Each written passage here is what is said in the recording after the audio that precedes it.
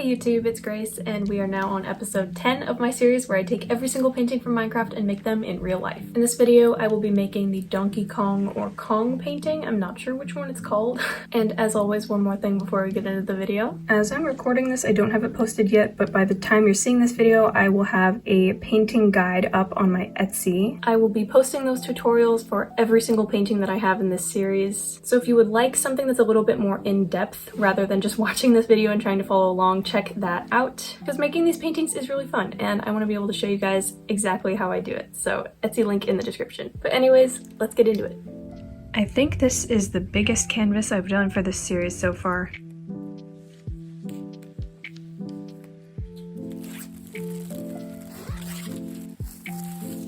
So this is an 18 by 24 inch canvas, and my reference here is 48 by 64 pixels. So to figure out the size of each pixel, I'm going to take the length, which is 24 inches, and divide that by 64. And then I take the width, which is 18 inches, and divide that by 48. And I believe I'm getting 0.375, so that is how many inches each pixel will be. Okay, this took a little bit longer than I thought it would, but I have everything marked out. I had to put a line down the middle as well just because my ruler isn't long enough, but I have everything ready. So now I'm going to go ahead and connect all of the lines with the ruler, which I bet is going to take a while because there are a lot of marks on here. And here you have it, folks. 3,072 tiny little squares shoved onto this one canvas. I'll just be using a thin layer of white paint to prime it because otherwise I will be getting lead all over my hands as I try to paint this, and I don't want to do that.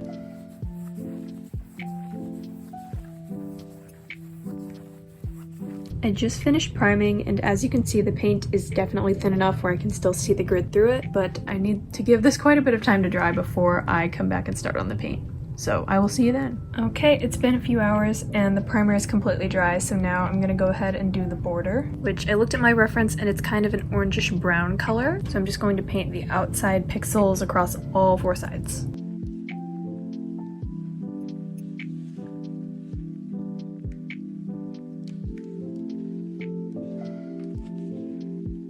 It looks kind of dark on camera, but it's a little bit lighter in person. I may do another coat of a slightly lighter color, but here is how it looks so far. Alright, it's been a couple days, so everything is completely dry. I think I'm gonna start by outlining all of the black bits in the background, just because I feel like that's going to be the most complicated part, and I want to get it out of the way so that I can map out where everything else is gonna go. This is probably going to take a long time, so I'm going to time-lapse it, but what I'm going to be doing is just very carefully counting up and over, outlining like everything, and then filling in the black.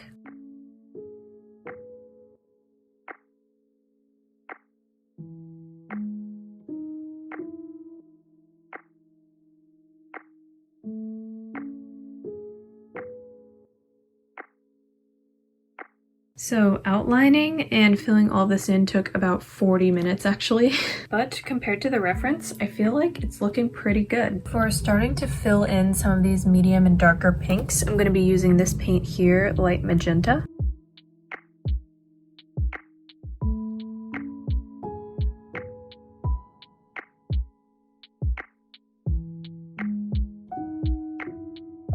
This is how it's looking so far. Next I'm going to be painting light pink, which I just mixed with white, pink, and a little bit of red. It has officially been an entire week since I worked on this last. I got sidetracked with another project that I wanted to do. Then I was dealing with some wrist issues, but I'm back and I'm going to try to finish the first coat. Right now I am just working on a really light gray color, and my issue is since I haven't painted in a while, my hands are really shaky, which tends to happen when I take a large break, which is weird.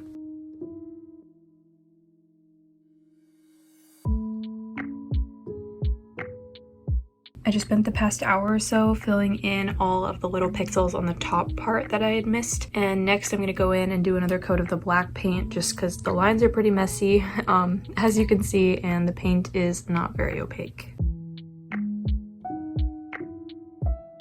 And here's how it looks after the second coat of black. I think the lines look a lot cleaner. I definitely need to add another coat of like the pink colors and adjust those a little bit, but it's looking a little better. Next, I'm going to be filling in all the spots down here.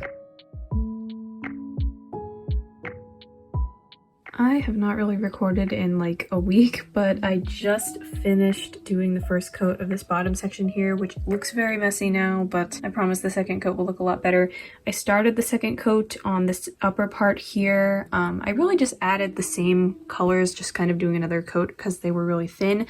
But I'm gonna let this dry and then I'm going to finish this soon. Okay, it's been a couple days, but I'm working on the second coat now. You can probably tell I've been doing the grays because, you know, the rest of the paint's see-through, but these colors are not. I feel like the colors that have the second coat look way better already, but I'm basically just using the same colors and just cleaning up the lines and making the paint more opaque, so it is pretty simple.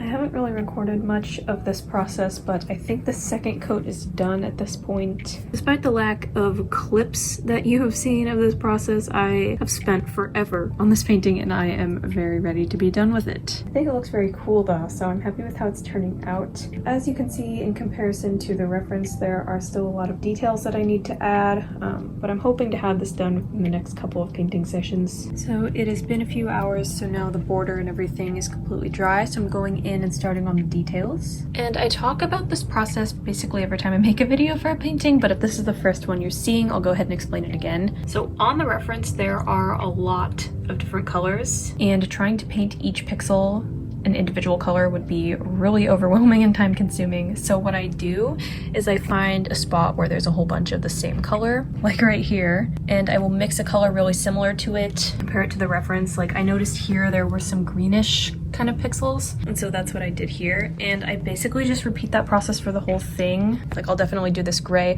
I won't do the black though because that is all one solid color.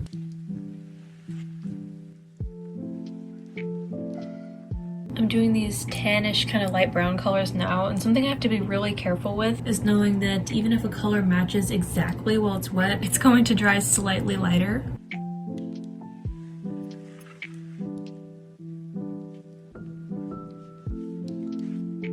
I'm currently working with a few shades of pink to try and brighten up some of the darker shades. On the reference, a lot of it is brighter, but I also don't want the whole thing to be like neon pink, if that makes sense. So I'm just trying to add some variation of colors, also just to make it more pixelated, but this is how it's looking so far. I have added quite a lot of details and blending colors throughout the whole thing, so I think my next step is going in with black and just cleaning up the lines as much as possible. My toxic trait as an artist is that if I forget which color I used, I will just mix another one, and then I end up with a billion containers of paint where I have no idea where the colors go. But I'm pretty sure I'm close to done, so I'm gonna wait until this is dry, and then I'm going to show you in natural light. And here's the painting, completely dry, completely done. Yeah. While it was definitely a pain to get all of the exact shades and everything for this one, I really like how it turned out. Here is a little up close of all the details that I ended up adding. But that is pretty much it for this video. If you would like to see a better quality image of this finished painting, check out my Instagram because I will be posting it there. But thank you so much for watching. I hope you enjoyed, and I will hopefully see you in my next video.